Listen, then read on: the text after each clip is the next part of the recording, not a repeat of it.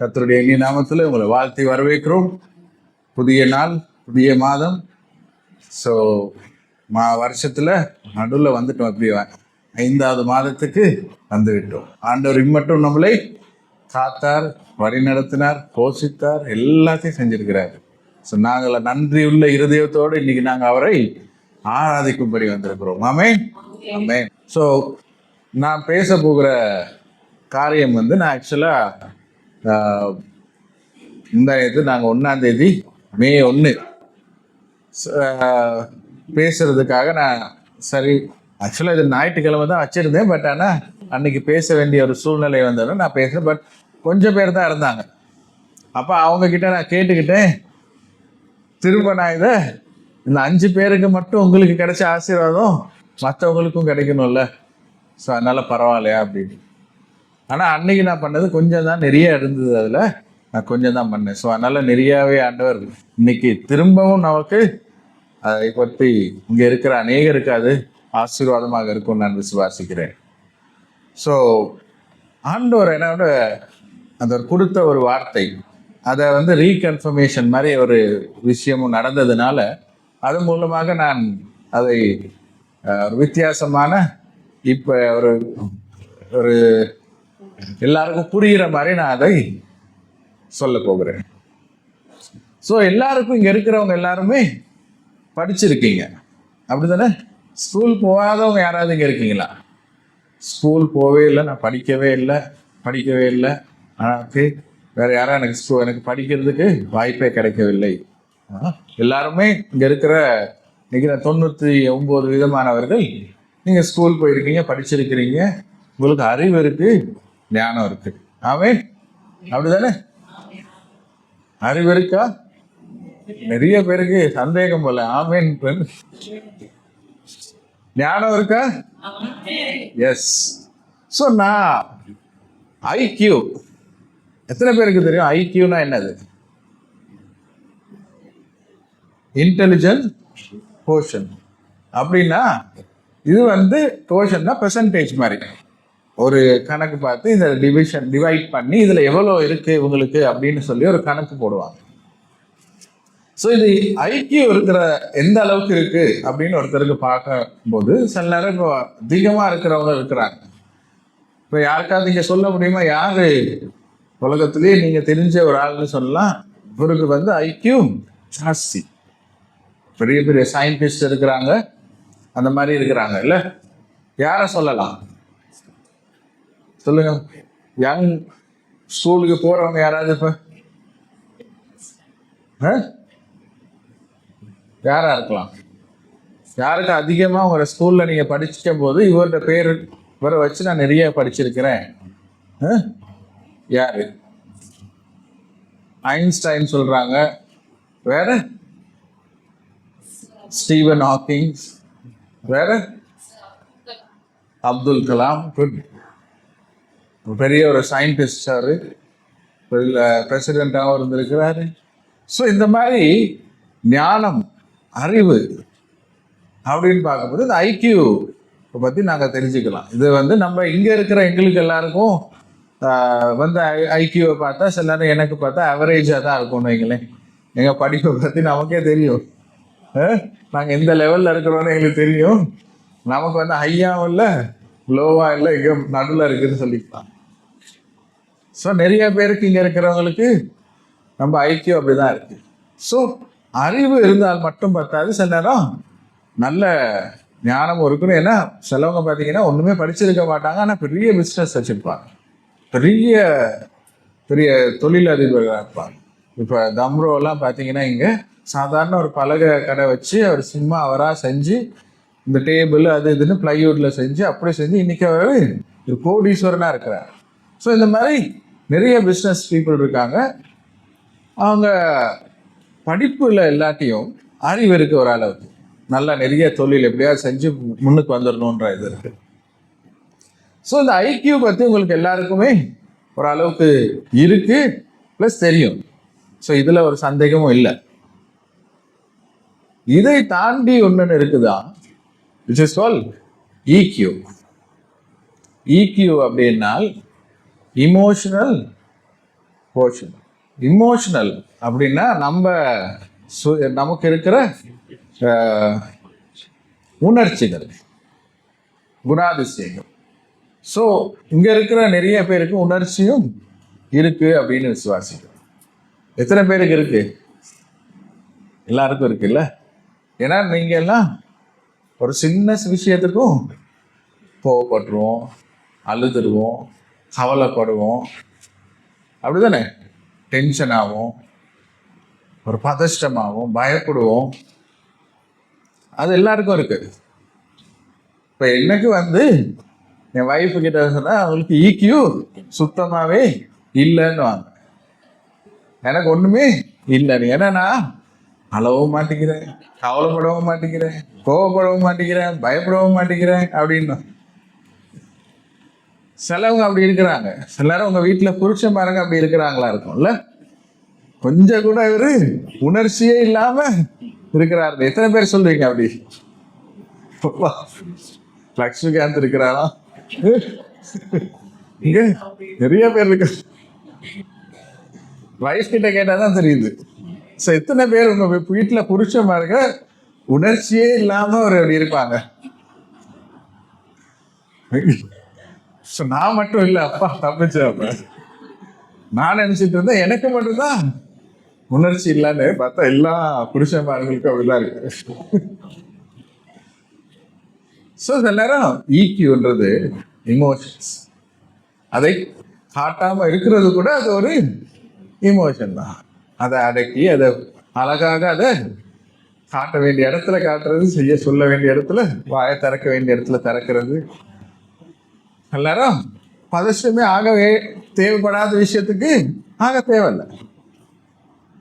So இந்த ஈக்யூன்றதும் ஒரு மனித குணம். இங்க இருக்கிற அநேகருக்கு யாருக்கு அந்த ஈக்யூ ரொம்ப எக்ஸ்ட்ரீமா இருக்குன்னு சொல்லுவீங்க? டக்குன்னு அப்படி கோவப்படுவோம், இல்லை சீக்கிரம் சின்னதுக்கு அழுதுருவோம். யாராவது அப்படி இருக்கீங்களா? டக்குன்னு அப்படி கவலை வந்துடும். ஏன்னா நிறைய பேர் நமக்கு அது இருக்கிற ஒரு குணாதிசயம், நல்ல ஒரு விஷயம். ஆனா அதையும் நமக்கு தெரிஞ்சுக்கணும். பட் இன்னைக்கு நான் பேச போகிற விஷயம் இந்த ஐக்கியமும் இல்லை, ஈக்கியமும் இல்லை. இது ரெண்டும் உங்களுக்கு இருக்கிறது. இது உங்களோட ஒரு குணம் ஆண்டவர் உங்களுக்கு கொடுத்துருக்கிறாரு. ஓகே, இன்னைக்கு அதை தாண்டி நாங்கள் கற்றுக்கொள்ள போகிறோம். ஸோ நமக்கு ஒரு காரியம் நமக்கு தேவை. இங்க இருக்கிற அநேகருக்கு ஒரு கிறிஸ்தவனா நமக்கு தேவையான ஒரு விஷயம் டிக்யூ. இது என்னது? டிக்யூ. ஸோ டிக்யூ அப்படின்றதுக்கு நான் என்னன்னா டிஸ்கவர் அண்ட் டிசர்ன்மெண்ட்.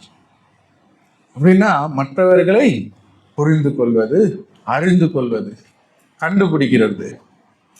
சரியா? டிக்யூ. இது எத்தனை பேருக்கு நமக்கு இருக்குன்னு சொல்லி நமக்கு தெரியாது. ஏன்னா அது இருந்ததுன்னா நாங்கள் சில நேரம் மற்றவர்கள் என்ன சூழ்நிலையில போறாங்கன்றதை நாங்கள் அறிஞ்சு கொள்ளணும். அப்போ நாங்கள் என்ன பண்ண மாட்டோம், டக்குன்னு நாங்கள் பேசிட மாட்டோம், டக்குன்னு நாங்கள் ரியாக்ட் பண்ண மாட்டோம், டக்குன்னு நாங்கள் பதிலை கொடுக்க மாட்டோம். ஏன்னா அவங்க யாரு, எவரு, என்ன சூழ்நிலையில இருக்கிறாங்க, என்ன நடந்ததுன்னு நமக்கு தெரிஞ்சிருக்கும். சிலரை யாராவது ஒருத்தர் சொல்லுவாங்க, இதை கொஞ்சம் கொண்டு போய் வைங்கன்னா, எனக்கு சொல்லிட்டாங்க இவங்க, இதை கொண்டு போய் வைங்க.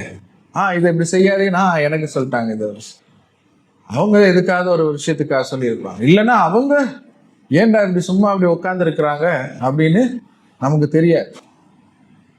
ஸோ நாங்கள் ஆதியாகமம் 40வது அதிகாரம் 6வது வசனம், ஜெனசிஸ் சாப்டர் 40 verse 6. அவர் என்ன பண்ணாரா? எத்தனையோ இடத்துல போட்டிருப்பாங்க. அவருக்கு அவங்க என்ன யோசிக்கிறாங்கன்னு இவருக்கு தெரிஞ்சிடும். இவர் ஒரு அற்புதத்தை செய்வாரு, செஞ்ச பிறகு அவங்க குசு குசு குசு குசுன்னு பின்னுக்கு பேசிட்டு இருப்பாங்க. உடனே அவருக்கு என்னது தெரிஞ்சிடும். உடனே அவர் கரெக்டா அதுக்கு பதிலும் கொடுத்துருவார். ஏன்னா அவருக்கு தெரியும் ஒரு மனிதனுடைய உள்ளத்தில் எண்ணத்தில் என்ன இருக்குன்றது அறிந்தோம். அவருக்கு எல்லாமே தெரியும். நம்ம இருதயத்துல என்ன இருக்குன்னு அவருக்கு தெரியும். நமக்கு தெரியாம இருக்கலாம், அவருக்கு தெரியும்னு போட்டு. ஏன்னா யோசேப்போட கதையில நம்ம வாசிக்கும் போது யோசேப்பு வந்து லேசிப்பட்ட ஒருத்தர் இல்லை. அவரை பத்தி அவங்க அப்பாவும் என்ன பண்ணியிருக்கிறாரு, நல்லா அறிஞ்சிருந்தார். அவரை பத்தி, யோசேப்பை பத்தி நல்லா தெரியும். அவர் வந்து 11வது ஆள் குடும்பத்துல. ஸோ இவருக்கு நல்லாவே இவருக்கு தெரியும். 37 ஆதியாகமம் 37 அதிகாரத்துல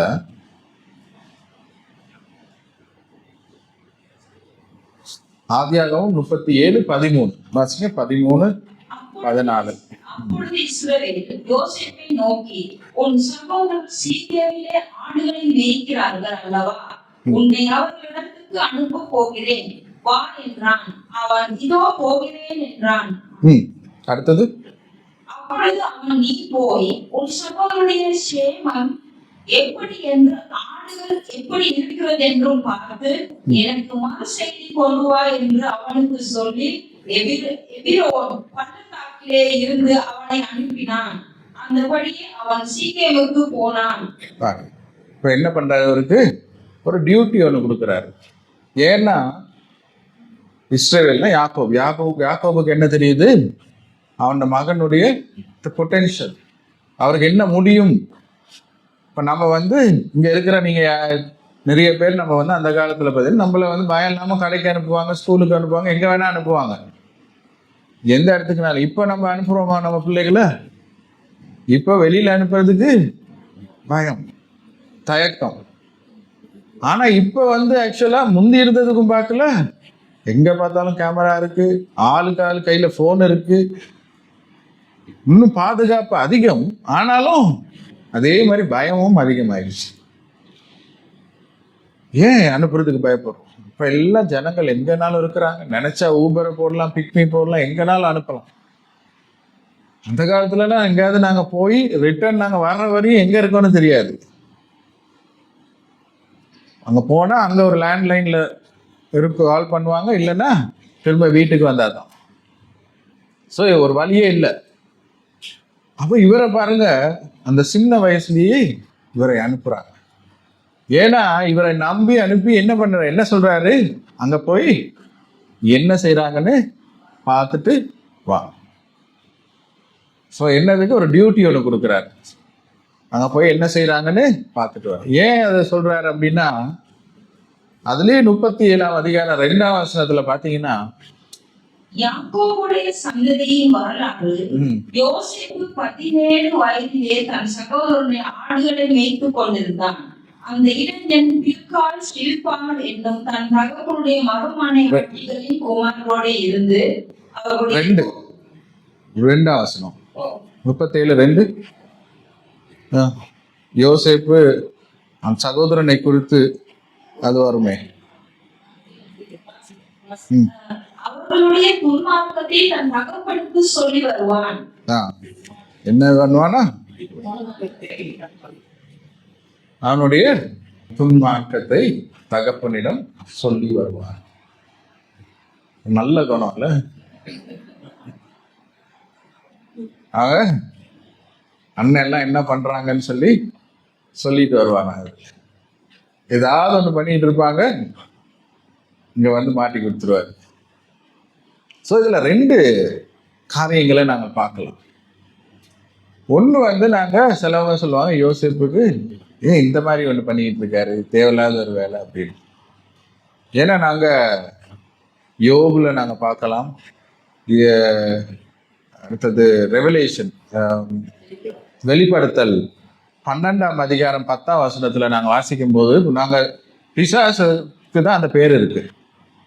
பிசாசுக்கு என்ன பேர் வச்சிருக்கிறாங்க? குற்றம் படுத்துறவன், அக்யூசர். அது வாசிங்க 12:10 கடைசியில மாதிரி வரும். அப்பொழுது வானத்திலே ஒரு பெரிய சத்தம் உண்டாகி, இப்பொழுது ரட்சிப்பும் வல்லமையும் நமது தேவனுடைய ராஜ்யமும் அவருடைய கிறிஸ்துவின் அதிகாரமும் உண்டாயிருக்கிறது. இரவும் பகலும் நம்முடைய தேவனுக்கு முன்பாக நம்முடைய சகோதரர் மேல் குற்றம் சுமத்தும் பொருட்டு அவர்கள் மேல் குற்றம் சாட்டுகிறவன் தாழம் தள்ளப்பட்டு போவான். Revelation chapter 12 verse 10. So சகோதரன் மேல் குற்றம் சாட்டுபவன். யார் அது? யோசேப்பா? பிசாசு. பிசாசு வந்து என்ன பண்ணிட்டு இருக்கிறான்னா, இங்க இருக்கிற நம்ம எல்லார் மேலையும் நமக்கு வந்து நினைப்போம் யாருக்கும் தெரியாம நாங்க செய்யறோம், எங்க உள்ளத்துல போடுறதெல்லாம் யாருக்கும் தெரியலன்னு. ஆனா நம்மளை குறிச்சு ஒருத்தர் யாரு சொல்லிக்கிட்டு ரிப்போர்ட் ஒன்று கொடுத்துக்கிட்டே இருக்கிறார். யோசேப்பு மாதிரி ஒருத்தர் ரிப்போர்ட் ஒன்று அங்க ஆண்டவருக்கு போய்கிட்டே இருக்கு. இன்னைக்கு இவங்க இப்படி பண்ணாங்க, இன்னைக்கு இவங்க இப்படி பேசுனாங்க, இன்னைக்கு இவங்க இப்படி செஞ்சாங்க. அவனுக்கு என்ன நம்ம இருதயத்துல என்ன ஓடுது எல்லாமே தெரியும். எப்படி இருக்கும்? நீங்க செய்யற ஒவ்வொரு காரியமும் டக்கு டக்கு டக்கு டக்குன்னு ரிப்போர்ட் ஒன்று போய்கிட்டே இருக்குண்ணா. சிசிடிவி கேமரா போட்டு நீங்க சர்ச்சில் இருந்து போனதுக்கு பிறகு நடக்கிற எல்லா காரியமும், சர்ச்சுக்குள்ள கூட இப்ப உங்க மைண்ட் எங்க ஓடிக்கிட்டு இருக்குன்னு சில நேரம் அவனுக்கு தெரியும். வசனத்தை இவங்க கேட்டுட்டு இல்ல, இவங்க அங்க வேற எதையோ யோசிச்சுட்டு இருக்கிறாங்க. அது எல்லாமே அவனுக்கு தெரியுமா? ஸோ இயேசுவானவர் என்ன பண்றாரா, இவனை கடைசி காலத்துல அவனை இல்லாம ஆக்கிடுறார். ஸோ இதை பத்தி பார்க்கும்போது யோசேப்பு செய்த ஒரு காரியம் வந்து நல்லதா கெட்டதா அப்படின்னு யோசிக்கும் போது அவன் வந்து தவறான இது சொல்லல, அவங்க செய்த தப்பை வந்து சொல்லுகிறான். ஸோ ரெண்டு வித்தியாசம் இருக்கு. அவன் தவறான செய்தி சொல்லல, அவங்க செய்த தவறை தான் சொல்லுகிறான். ஸோ இவன் வந்து இப்போ அவங்க அப்பாவுக்கு என்ன இருக்கிறான், ஒரு நல்ல ஒரு மகனாகவும் இருக்கிறான், பொறுப்புள்ள ஒரு ஒருத்தனா இருக்கிறான், உண்மையுள்ள ஒரு மகனாக இருக்கிறான். ஏன்னா எங்களுக்கு வந்து ஒரு சில நேரம் ஒரு பொறுப்பை கொடுக்கும்போது சில நேரம் நாங்கள் என்ன பண்ணுவோம், லைட்டாக அதை வந்து அப்படி ஓரா சொன்னால் அவங்கள வந்து திட்டிடுவாங்க, அவங்கள தப்பாக எடுத்துக்குவாங்க, அவங்கள வேலையை விட்டு விலக்கிடுவாங்க. இப்போ திருடினாலும் என்ன பண்ணுவோம், சரி சரி பரவாயில்லன்னு மூடிடுவாங்க. சரி ஒரு கரண்டி தானே எடுத்தாங்க, லைட்டாக ஒரு டீ தானே ஊற்றிக்கிட்டாங்க, பரவாயில்ல அப்படின்வோம். ஆனால் இவன் என்ன பண்ணுறான்னா உண்மையாக இருக்கிறான். யோசேப்பு கிட்ட நாங்கள் கற்றுக்கொள்கிற ஒரு விஷயம் என்னன்னா, அவனோட தொழிலில் என்ன பண்ணுறான், உண்மையாக இருக்கிறான். அந்த நேரம் பார்த்தீங்கன்னா அப்பாவுக்கு உண்மையாக இருக்கிறான். அதே நேரம் பார்வோன் கிட்ட போன பிறகும் பார்வோனுக்கு உண்மையாக இருக்கிறான். ஏன்னா பார்வோன் அவனை நம்பி கொடுத்ததுனால பாருங்க அவர் என்ன பண்றாரு, இந்த எல்லா பொக்கிஷங்கள் எல்லாத்தையும் இந்த வந்த அவ்வளோத்தையும் சேர்த்து வச்ச பிறகு சரி சேர்த்தெல்லாம் வச்சுட்டோம், இப்ப பஞ்சம் வந்துடுச்சு. பஞ்சம் வந்தோன்னு என்ன பண்றான், ஜனங்களுக்கு பாவம் எல்லாரும் வராங்க, எல்லாரும் கஷ்டத்துல அழுதுகிட்டு வரும்போது இவர் என்ன பண்றாரு, எல்லாருக்கும் சரி இந்தாங்க இந்தாங்க இந்தாங்கன்னு வாரி வராங்க. அப்படியா? சும்மா கொடுக்கல, காசை தான்றாரு. காசை குடிச்சு எல்லாம் எடுத்ததுக்கு பிறகு என்ன பண்றாரு, காசெல்லாம் முடிஞ்சிருச்சுன்னு சரி உன் ஆடு மாடு எல்லாத்தையும் தாங்க. ஆடு மாடு எல்லாத்தையும் எடுத்த பிறகு ஆடு மாடு இல்லைன்னா நிலத்தை எல்லாத்தையும் தாங்கன்றான். நிலத்தை எல்லாத்தையும் எடுத்த பிறகு ஒன்னையே தான்றாரு. இப்ப என்ன பண்ணிட்டாரு, ஆட்டை கடிச்சு மாட்டை கடிச்சு எல்லாத்தையும் ஒன்னையே பிடிச்ச மாதிரி இந்த மாதிரி ஒரு ஆள். நம்மளா இருந்தா என்ன பண்ணுவோம், ஐயோ பஞ்சத்துல இருக்காங்க பாவம் அழுகுறாங்க கஷ்டப்படுறாங்க சரின்னு சொல்லி சும்மா கொடுத்துருவோம். அவருக்கு ஒன்றும் இல்லாம இல்ல, கொடுத்துருக்கலாம். சரி நம்ம ஜனங்கள் தானே, 7 வருஷத்துக்கு தானே இந்த பஞ்சம் இருக்க போகுதுன்னு அவருக்கு தெரியும். 7 வருஷத்துக்கு தான் இந்த பஞ்சம் இருக்குன்னு அவருக்கு தெரியுமா தெரியாதா? தெரியும். 7 வருஷத்துக்கு இந்த இதுல இருக்கிற இது வந்து 7 வருஷத்துக்கு போதுமானதும் அவருக்கு தெரியும். சும்மா கொடுத்தா கூட நஷ்டம் இல்லை, எல்லாம் நல்லா சாப்பிட்டு நல்லா கொடுத்து நல்லா அவங்க பாட்டுக்கு இருந்திருப்பாங்க. ஆனாலும் பாருங்க ஞானம், அது அறிவோடு என்ன பண்றாரு, ஞானத்தோடு அதை எல்லாத்தையும் காசு கொடுத்துட்டா, சும்மா எதையுமே கொடுக்குறாருல்ல. ஸோ இவர் வந்து பார்வோனுக்கும் உண்மையா இருக்கு. ஏன்னா நாங்க வந்து தேவன் எங்க கிட்ட கணக்கு கேட்கும் போது எனக்கிட்ட ஒரு கணக்கு கேட்பாரு, உங்ககிட்ட கணக்கு கேட்பாரு உங்க பிள்ளைகளை குறிச்சு. நீங்க நினைக்காதீங்க உங்க பிள்ளைகளை பத்தி என்கிட்ட கேட்பாருன்னு. உங்க பிள்ளைகளை பத்தி யார்கிட்ட கேட்க போறா? தாய் தகப்பனாகிய உங்ககிட்ட. நீங்க தான் உங்க பிள்ளைகளுக்கு கணக்கு கொடுக்கணும். உங்க பிள்ளைகள் இன்னைக்கு பைபிள் வாசிக்கல, ஜெபிக்கல, சண்டே கிளாஸ் வரலன்னா யார்கிட்ட கணக்கு கேட்பாரு? உங்ககிட்ட தான் கணக்கு கேட்பாரு. இது எல்லாமே ரிப்போர்ட் போய்கிட்டே இருக்கும். ஏன்னா நீங்க முன்மாதிரியா இல்லைன்னா உங்க பிள்ளைகளும் அப்படிதான் இருப்பாங்க. ஸோ நாங்க கணக்கு கொடுக்கும்போது எப்படி கொடுக்குறோம்?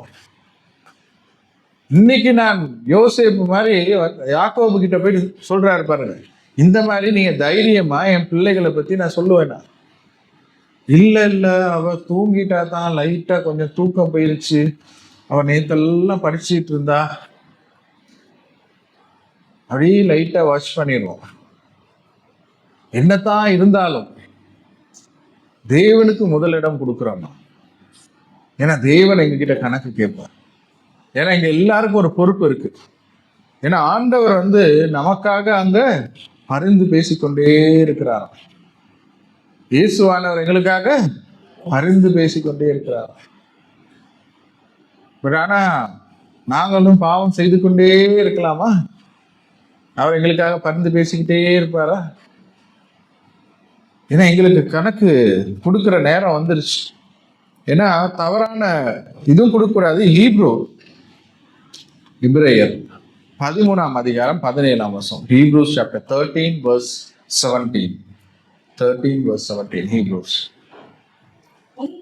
உங்களை நடத்துகிறவர்கள் உங்கள் ஆத்துமாக்களுக்காக உத்தரவாதம் பண்ணுகிறவர்களாய் விழித்திருக்கிறவர்களானபடியால் அவர்கள் துக்கத்தோட அல்ல சந்தோஷத்தோட அதை செய்யும்படி அவர்கள் கீழ்ப்படிந்து அணுகுங்கள். அவர்கள் துக்கத்தோட அப்படி செய்தால் அது உங்களுக்கு பிரயோஜனமாய் இருக்க மாட்டாதே. 17 பாருங்க. 17 பாத்தீங்கன்னா நாங்க உங்களுக்காக நாங்க கணக்கு கொடுக்கணுமா? ஊழியக்காரர்களுக்கு பொறுப்பு கொடுத்திருக்கிறாரு உங்க ஆத்துமாக்களுக்காக. ஸோ நாங்க என்ன பண்ணணும்? அழகா இவங்கெல்லாம் டெய்லி நான் எடுக்கணும். இப்போ உங்களோட நிறைய பேர் இங்கே ஸ்கூலுக்கு போவீங்க. ஸ்கூலுக்கு போகும்போது என்ன பண்ணுவாங்க? அட்டெண்டன்ஸ் ரிப்போர்ட் எடுப்பாங்க. எப்படி இருக்கும்? கடைசியாக ரிப்போர்ட் கார்டில் வரும்போது உங்களோட அட்டெண்டன்ஸ் ரிப்போர்ட்டில் இருக்கும். ஸ்கூலில் இந்தாங்க 30 நாளில் இவங்க 20 நாள் தான் வந்தாங்க, அந்த ரிப்போர்ட்டில் இருக்கும். இவங்க இதுதான் இவங்களோட மார்க்ஸ் ரிப்போர்ட்டில் இருக்கும். இவங்க எத்தனை மணிக்கு வந்தாங்க ரிப்போர்ட்டில் இருக்கும். ஸோ நாங்கள் இங்கே சர்ச்சில் அட்டெண்டன்ஸ் ரிப்போர்ட் எடுக்கிறது இல்லை. ஆனால் நினைக்கிறேன் ஜூடித் எடுத்துட்டு இருக்கா அவங்களோட அட்டெண்டன்ஸ் ரிப்போர்ட். இல்லை, ஜூடித் எப்பயுமே யார் வரலன்னு அவங்க டக்குன்னு காத்து புக்கில் எழுதி ரிப்போர்ட் இருக்கும். ஸோ உங்களுக்காக கணக்கு நாங்க எழுதுறோமோ இல்லையோ ஒருத்தங்க எழுதிக்கிட்டே இருக்கிறார்கள். நீங்க கொடுக்குற காரியத்தையும் ஒரு எக்ஸ்கியூஸ் இருக்குல்ல, ஒரு ஏதோ ஒண்ணு, அதையும் என்ன பண்றான்? எழுதிக்கிட்டே இருக்கிறான். அங்க பரலோகத்துக்கு போய்கிட்டே இருக்கு. இங்க பாருங்க, இவங்க இந்த மாதிரி பண்ணாங்க, இப்படி செஞ்சாங்க, அப்படி செஞ்சாங்க. யோசேப்பு கொடுத்தது மட்டும் உண்மையும் உத்தமமாக அவன் செய்தான். அவன் தகப்பனுக்கு உண்மையா இருந்தான், பார்வோனுக்கும் உண்மையா இருந்தான். இன்னைக்கு நாங்களும் தேவனுக்கு அதே மாதிரி உண்மையாக இருக்க வேண்டும். ஏன்னா நான் கொடுக்குற ரிப்போர்ட் அப்படிதான் இருக்கும். ஸோ எனக்கு இன்னைக்கு நான் அதை பார்க்கும்போது, அதை வாசிக்கும் போது, இயேசு கிறிஸ்துவானவர் நமக்காக பரிந்து பேசுகிறதை பார்க்கும்போது எவ்வளோ ஒரு நல்ல ஒரு விஷயம். நாங்க என்ன செஞ்சாலும் நமக்காக பேசுறார். ஏன்னா பிசாசு நம்மள கண்டம் பண்ணிக்கிட்டே இருப்பான், நீ செய்யறது இப்படி அப்படின்னு சொல்லிட்டே இருப்பான். பட் ஆனா இயேசுவானவர் என்ன பண்ணுவார்? மன்னிச்சு மன்னிச்சு மன்னிச்சு. ஆனா ஒரு நாள் வரும், மன்னிக்கிறதுக்கு பத்தாது, டைம் இல்லை. அந்த நேரம் ஸ்க்ரீன்ல போட்டு காட்டி, நீ இதெல்லாம் சொன்ன, உனக்கு கொடுத்தேன், உனக்கு சான்ஸ் கொடுத்தேன், உனக்கு சான்ஸ் கொடுத்தேன், உனக்கு தான் எச்சரித்தோம், இவ்வளோ எச்சரிச்சாங்களே, இவ்வளோ சொன்னாங்களே, நீ தான் கேட்கல அப்படின்னு அந்த நேரம் டூ லேட்.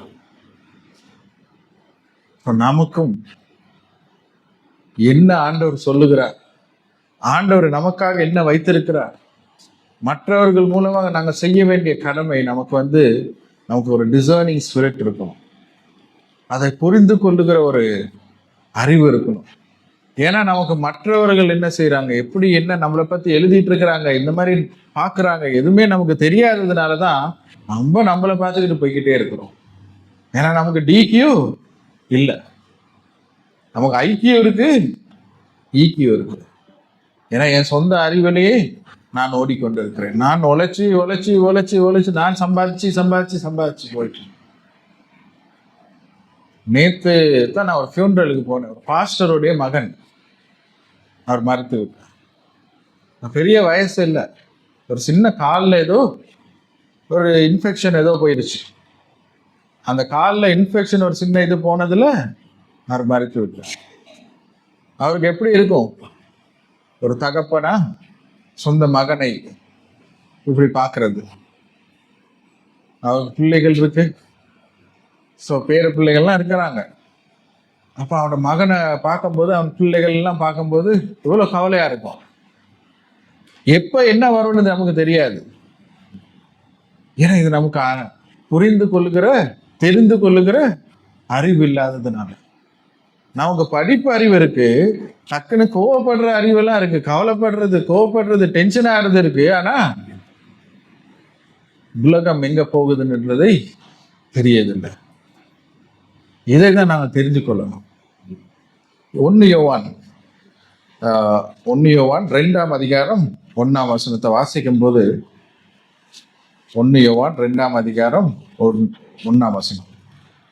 என் பிள்ளைகளே, நீங்கள் பாவம் செய்யாமல் படிக்கு இவைகளை உங்களுக்கு எழுதுகிறேன். ஒருவன் பாவம் செய்வானானால் நீதிபரனாய் இருக்கிற இயேசு கிறிஸ்து நமக்காக பிதாவினிடத்தில் பரிந்து பேசுகிறவராய் இருக்கிறார். பாருங்க, பிதாவாகிய தேவன் நமக்காக பரிந்து, இஸ் an advocate அப்படின்னு போட்டிருக்கு. ஒரு லாயர். நம்ம ஒரு குற்றம் பண்ணினோன்னா ஒரு லாயர் நமக்கு தேவையில்ல. கோர்ட்ஸ்ல எப்படி இருக்கும், நமக்காக பரிந்து பேசுகிறவர். நான் குற்றம் செய்யலைன்னு சொல்றவர் இல்ல, ஏன்னா அவர் நீதி உள்ள தேவன், நியாயம் உள்ள தேவன். ஆனா நமக்காக பரிந்து பேசுகிறவர் தேவன். சரி, பாவம் இந்த தடவை மட்டும் இவனை விட்டுருங்க, இந்த தடவை மட்டும் இவனை மன்னிச்சிருங்க, இந்த ஒரு சான்ஸ் கொடுங்க ஆண்டவரே இவனுக்காக, இனி அடுத்த தடவை ஒழுங்கா எல்லாம் செய்வோம், இனி இந்த தவறை செய்யவே மாட்டான், இனி உமக்காக வாழுவான், இனி நான் பைபிள் நல்லா வாசிப்பான், இனி நல்லா ஜெபிப்பான், இனி நீ இந்த ஒரே ஒரு சான்ஸ் கொடுங்க ஆண்டவரே. நமக்காக பரிந்து பேசிக்கொண்டார்கள். இன்னும் எத்தனை தடவை தான் நம்மளை அப்படியே அவரை நமக்கு ஏதோ வச்சிருக்கிற ஒரு அட்வொகேட் மாதிரியே, ஒரு லாயர் மாதிரி டக்கு டக்குன்னு போனா லாயர் கிட்ட போய் நம்ம கேட்கணும். ஒரு நாள் நமக்கு அந்த நேரம் இருக்காது, ஒரு நாள் அது லேட் ஆயிரும், ஒரு நேரம் நமக்கு மிஸ் பண்ணிடுவோம். ஸோ இன்னைக்கும் நமக்கு அதுக்காக தான் சாலமோன் ராஜாவை நீங்க பார்க்கும்போது அவர் என்ன சொல்றாரு, ஒரே காரியம் தான் கேட்கிறாரு, எனக்கு என்ன ஞானத்தை கொடுங்க, ஞானத்தை கொடுங்க. எதுக்கு ஞானத்தை கொடுங்க, புரிஞ்சுக்கொள்ள. Give me a discerning heart.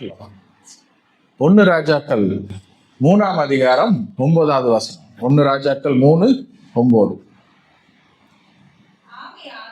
உமது ஜனங்களை நியாயம் விசாரிக்கவும் நன்மை தீமை இன்னதென்று வகையறுக்கவும் அடியனுக்கு ஞானமுள்ள இருதயத்தை தந்தார்கள். ஏராளமாக இருக்கிற இந்த உமது ஜனங்களை நியாயம் விசாரிக்க யாராலே ஆகும் என்றான். பாருங்க, சாலமன் கேட்கிறார், நன்மை தீமை எதை தெரிஞ்சு கொள்ள எனக்கு தாங்க ஆண்டவரே, ஞானத்தினால நிரப்புங்க. இன்றைக்கு நீங்களும் நானும் அதுதான் கேட்கணும். ஆண்டவரே எனக்கு அந்த ஞானத்தை தாங்க. ஆண்டவரே நான் எப்படி இவங்களை வழி நடத்து, ஆண்டவரே நான் எப்படி புரிஞ்சு கொள்வது, நான் எப்படி, எனக்கு சிலர் எனக்கு தெரியவே தெரியாது, நான் நிறைய வேலைகள் அப்படியே ஆக்கியபைடா இருக்கும், நமக்கு என்ன நடக்குதுன்னு தெரியாது. ஆண்டவரே எனக்கு அந்த ஞானத்தை தாங்க. ஆண்டவரே மற்றவர்களை புரிந்து கொள்வது, அறிந்து கொள்வது.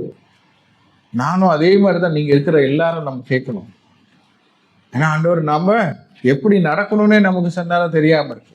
அதான் ஈப்ரு 5ஆம் அதிகாரம் 11வது வசனத்துல, எபிரேயர் 5ஆம் அதிகாரம் 11ஆம் வசனத்துல அவர் சொல்றாரு, நீங்க எல்லாம் இங்க இருக்கிறவங்க இன்னும் பால் குடிக்கிறவங்க இல்ல, இங்க இருக்கிற நாங்கெல்லாம் இன்னும் பால் குடிக்கிறவங்க இல்ல, இப்ப நல்ல சாலிட் ஃபுட் சாப்பிட்றவங்க. இன்னும் நாங்க வந்து எத்தனை பேர் அப்படி காலையில இருந்து ராத்திரி வரையும் கஞ்சும் அப்படியே சாப்பிட்டுட்டு இருக்கோம். அரைச்சி கஞ்சாக்கி கரண்டியில ஊட்டி விட்டுட்டு இருக்காங்களா யாருக்காது? இல்ல. பட் அதுல வாசிக்கும் போது 14ஆம் வசனத்துல அந்த 13, 14 வாசிங்க.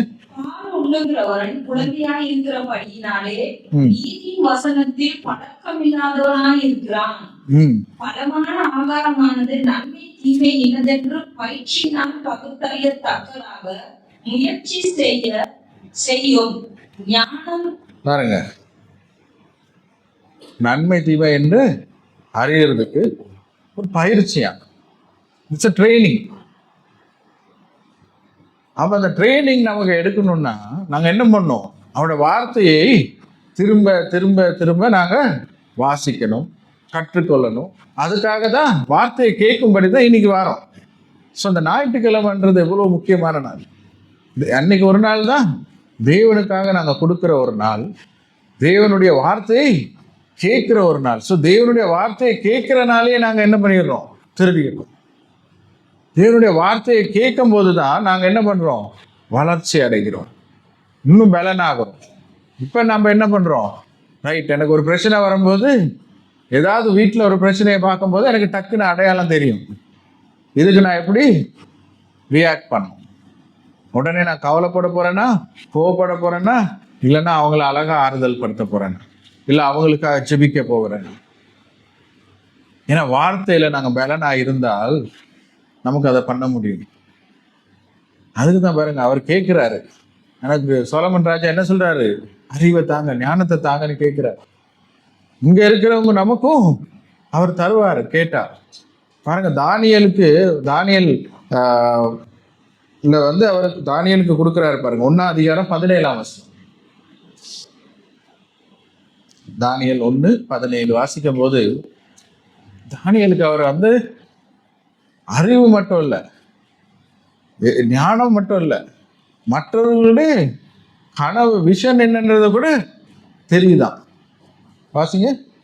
இந்த நாடு வாழ்வதற்கும் தேவன் சகல எழுத்திலும் ஞானத்திலும் அறிவையும் சமர்த்தியத்தையும் கொடுத்தார்.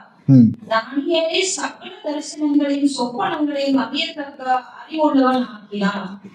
பாருங்க, சோ இந்த தானியேலுக்கு கொடுத்த காரியங்கள் வந்து மற்ற யாருக்குமே நிறைய பேருக்கு இல்லை பைபிள்ல. மற்றவர்களுக்கு விஷன் அது வந்து ஒரு செட் இருக்கு. சிலவங்களுக்கு ஞானம் இருக்கு, அறிவு இருக்கும். இப்போ ஒருத்தருக்கு வந்து எல்லா வேலையும் செய்கிற அறிவை கொடுத்துருப்பாரு. சிலவங்களுக்கு சரியான விதத்தில் அவங்கள நடத்தி செய்யறதுக்குரிய ஞானத்தை கொடுத்துருப்பார். சிலவங்களுக்கு வந்து இப்போ இவ்வளோ பெரிய மோசையாக இருந்தால் கூட அவங்களுக்கு கனவுகளையும் மற்றவர்களுடைய மைண்டில் என்ன ஓடுதுன்றத, இப்போ விஷயம் என்னன்னா, நீங்கள் எனக்கு அந்த சொல்கிறீங்க, அதை நான் வந்து என்ன பண்ணலாம்? இன்டர்பிரேட் பண்ணி சொல்லலாம். இப்போ நீங்கள் ஒரு கனவு கண்டீங்கன்னா, இப்படி ஒன்று பார்த்தேன் அப்படின்னா, ரைட், இதுக்கு தான் அர்த்தம் அப்படின்னு நான் சொல்லலாம். நீங்கள் எனக்கு ஒன்றுமே சொல்லாமல் நான் உங்கள் மைண்டில் இன்னைக்கு நேத்தன் தூங்கும் போது நீங்கள் என்ன யோசிச்சிங்கன்னு நான் சொல்லணும்னா எப்படி இருக்கும்? தானியலுக்கு அந்த மாதிரி ஒரு அறிவை தான் கொடுத்துருக்கோம். மற்றவர்களுடைய இருதயத்தில் மனதில் என்ன ஓடுது அப்படின்றது. ஸோ நிறைய பேருக்கு நம்ம சிலரை நம்ம பார்ப்போம். தேவன் இப்போ இன்னைக்கு நான் வந்து அதை பேசும்போது சிலரை சொல்லுவோம், ஆண்டவர் எனக்கு இதே வசனத்தை கொடுத்தாரு, நேற்று எனக்கு இதோ பற்றி பேசினார், இன்னைக்கு அதை ரீகன்ஃபார்ம் பண்றாரு. இல்லைன்னா ஒரு ஊழியக்காரங்க மூலமாக என்ன பண்ணுவாரு, திரும்ப அதை சொல்லும் போது, அவங்க அதை ஜெபிக்கும் போதோ அதை பேசும்போது, ஐயோ நேற்றும் எனக்கு ஆண்டவர் இதையே சொன்னார், இல்ல 20 வருஷத்துக்கு முன்ன இதே வாக்குத்தத்தை தான் கொடுத்தார். ஸோ தேவன் பேச முடியும். ஆண்டவர் நம்மளை யாரையாவது அனுப்பி என்ன பண்றாரா? பேசுவார். நம்மளை பலப்படுத்தும்படி தான்.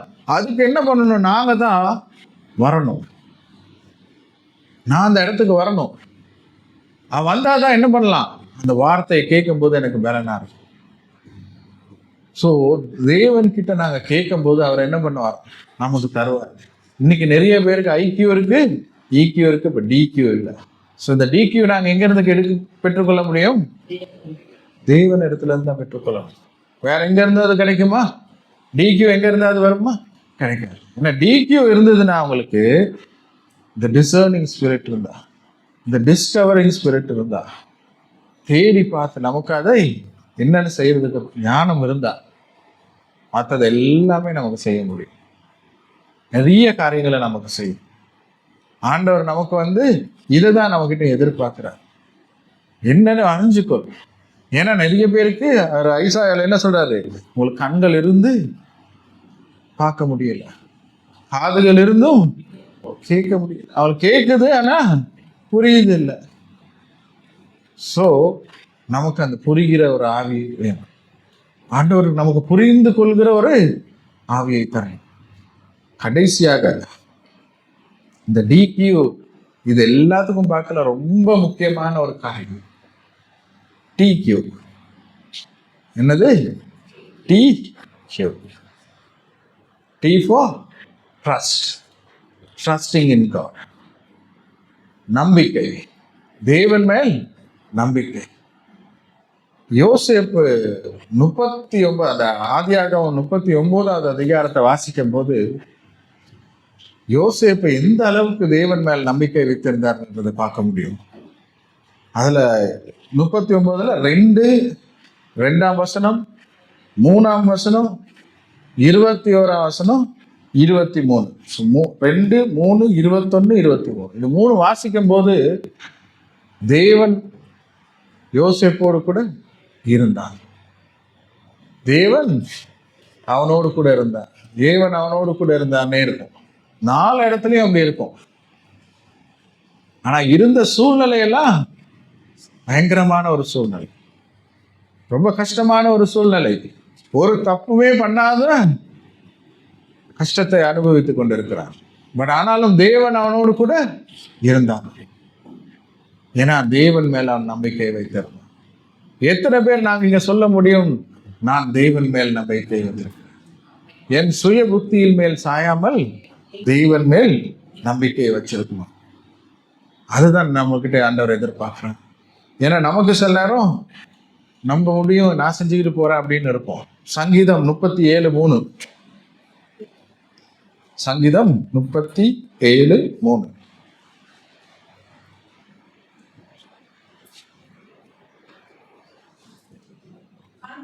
நம்பி நன்மை செய், தேசத்தில் குடியிருந்து சத்தியத்தை நீட்டுக் கொள். அடுத்தது 4.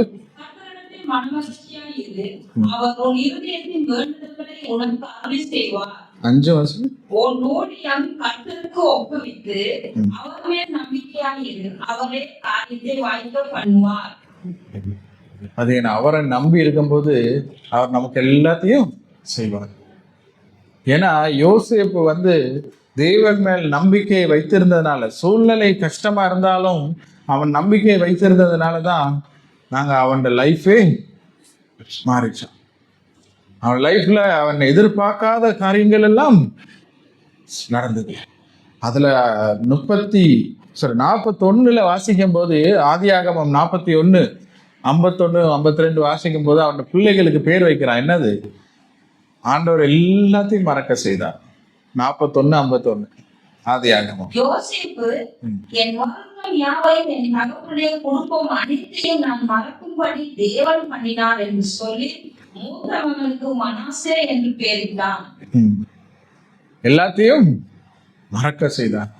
அவன் பட்ட கஷ்டங்கள் எல்லாம் மறக்க செய்தான். அவன் யார் மேலெல்லாம் கோபம் இருந்ததோ, யார் மேலெல்லாம் தவறான எண்ணங்கள் இருந்ததோ, எரிச்சல் இருந்ததோ, எல்லாத்தையும் என்ன பண்ணாராம்? மறக்க செய்தார். அது எல்லாமே அது போயிடுச்சு. அடுத்தது வாசிக்கும் போது அவனை பலுகி பெருக செய்தார். வாசிங்க.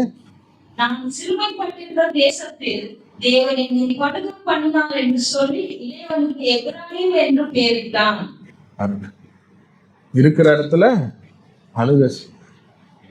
இன்னைக்கு நாங்களும் நம்பி அவர் மேல நம்ம நம்பிக்கையை வைத்து அவர் மேல நம்ம அவருக்கு முதலிடம் கொடுத்து அவர் எங்களுக்காக என்ன வச்சிருக்கிறார் என்றதை நாங்கள் யோசிச்சு செய்யும் போது எங்களை அவர் என்ன பண்ணுவாராம், இன்னும் அநேகருக்கு ஆசீர்வாதமாக வைப்பார், அநேகருக்கு பலன் கொடுக்க வைப்பார்.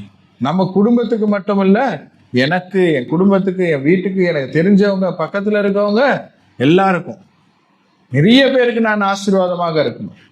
நானும் என் வீடு மட்டும் இல்லை, நிறைய பேருக்கு ஊழியம் செய்யணும், தேவனை பத்தி சொல்லணும்.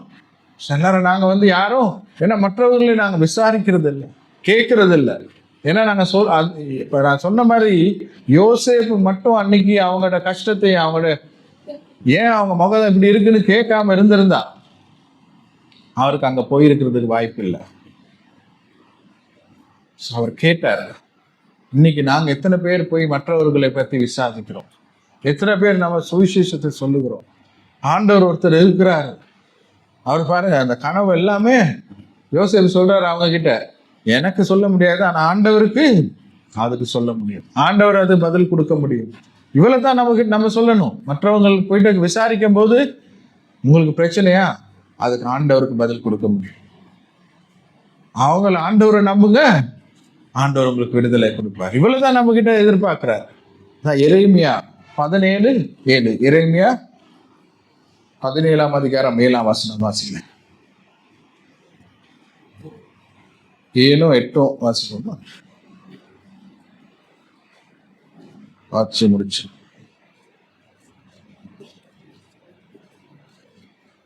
அவன் தண்ணீர் அண்டையிலே நடப்பட்டதும் கால்வாய்கள் ஓரமாக வேர்களை விடுகிறதையும் உஷ்ணம் வருகிறதையும் காணாமல் இலை பச்சையாய் இருக்கிறதும் மழை தாழ்ச்சியான வருஷத்திலும் வருத்தமின்றி தப்பாமல் கனி கொடுக்கிறதுமான மரத்தை போல இருப்பான். 7, 8 தானே? கர்த்தர் மேல் நம்பிக்கை வைத்து கர்த்தரை தன் நம்பிக்கையாக கொண்டிருக்கிற மனுஷன் பாக்கியவான். இப்போ இந்த 7, 8 இதை நம்ம எப்படி வாசிக்க போறோம்? என் பெயரை போட்டு நான் வாசிக்க போறேன். ரைட்? 7, 8 நல்லா அதை திறந்துக்காங்க. எல்லாரும் பைபிள் எடுத்துட்டாங்க. ஏன்னா பைபிளை கொண்டு வர்றதே இல்லை நிறைய பேர், பைபிளை திறக்கிறதும் இல்லை, வாசிக்கிறதும் இல்லை. இங்க சரி வாசிங்க. வாசி முடிச்சிங்களா இந்த வருஷத்துல? சரி, இன்னும் வாசிச்சே முடிக்கல. ஸோ நம்ம எடுத்து வாசிக்கும் போது அதை நம்ம எனக்காக ஆண்டவர் பேசினார் என்றதை ஏற்றுக்கொள்வோம். எத்தனை பேர் உங்க நம்பிக்கையை நான் ஆண்டவர் மேல வச்சிருக்கேன்னு சொல்ல முடியும்? உண்மையா நாங்க சொல்ல முடியும் எத்தனை பேருக்கு? ஆண்டவரை நான் நம்புகிறேன், என் நம்பிக்கை எல்லாமே அவர் தான். எனக்கு இன்னைக்கு ஆண்டவரே, எனக்கு இன்னைக்கு ஞானத்தை தாங்க, ஆண்டவரே எனக்கு அறிவை தாங்க, ஆண்டவரே நான் மற்றவர்களை புரிந்து கொள்கிற அறிவை தாங்க. சில நேரம் எனக்கு என்ன செய்யணும்னு தெரியல, ஆண்டவரே எனக்கு கற்றுக் கொடுங்க. அவருக்கு கொடுக்கறது கேட்டா அவர் கொடுப்பார். நல்ல இருதயத்தோட அவர் கேட்கும் போது எனக்கு அதை தாங்க இதை தாங்கன்னு கேட்காம எனக்கு ஆண்டவரே ஞானத்தை தாங்க, அறிவை தாங்க, மற்றவங்களை புரிந்து கொள்கிறது தாங்கன்னு கேட்டா டெஃபினட்டா கொடுப்பார். ஏன்னா அதை தான் நாங்க கேட்கணும். அதை வாசிப்போமா எல்லாரும்? 7, 8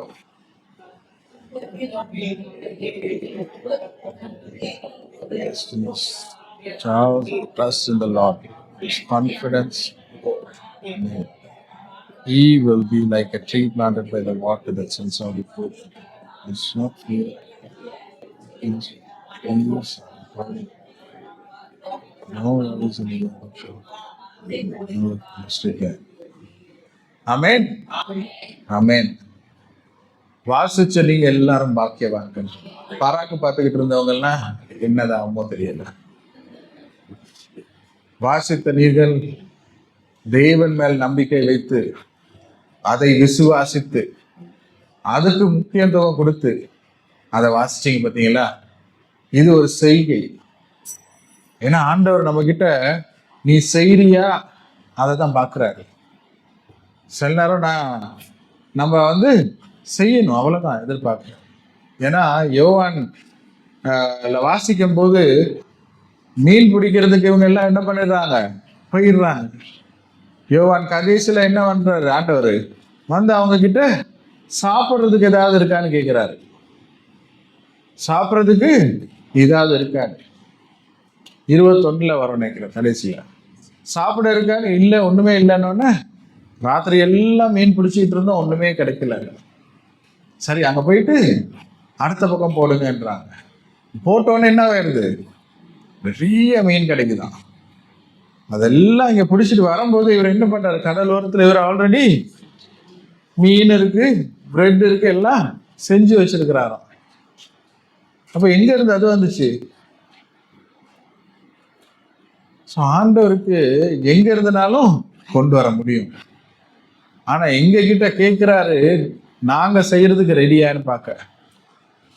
எங்க கிட்ட அதுக்காக தான் கேட்கிறாரு, நான் செய்வதற்கு அதுக்கு ரெடியா இருக்கிறோம். இன்னைக்கு நான் உங்ககிட்ட சொன்னா நீ அடுத்த பக்கம் போய் போடுன்னு சொன்னா, பைபிளே திறக்காத நீங்க எங்க போயிட்டு அடுத்த பக்கம் போட போறீங்க? பைபிளே திறக்காத நம்ம எங்க போயிட்டு காலையெல்லாம் வேலை செஞ்சுட்டு வந்துட்டு லைட்டா இங்கதான் நல்ல சின்னன்னு இருக்கு, கொஞ்சம் தூங்குறேன்றீங்க. பைபிளை திறந்து ஒரு சாதாரண வார்த்தை அதை சொல்ல வச்சது எதுக்குன்னா, உங்களுக்கு அந்த ஆசீர்வாதத்தை நீங்க பெற்றுக்கொள்ளணும் என்று. நீங்க வாசிச்ச நீங்க முழுசா நம்பி அதை வாசித்ததுனால அதுக்கு நீங்க ஆண்டவர் மட்டும் இல்ல, நானும் அதுக்கு கணக்கு கொடுக்கிறேன். ஆண்டவரே, இந்த வாசித்தவர்கள் அனைவருக்கும் உங்களுடைய ஆசீர்வாதத்தை கொடுங்க. அதே நேரம் வாசிக்காதவர்களுக்கு இன்னொருத்தர் உங்களை பத்தி கணக்கு கொடுத்துக்கிட்டு இருக்கான். இவங்க பைபிளையே திறக்கல. ஆனா ஆண்டவர் பரிந்து பேசுவாருன்னு நான் விசுவாசிக்கிறேன். நான் ரிப்போர்ட்டை கொடுக்க வேண்டியது என் கடமை, பரிந்து பேசுகிறது அவருடைய கடமை. நாங்கள் எல்லாம் கண்களை மூடுவோம்.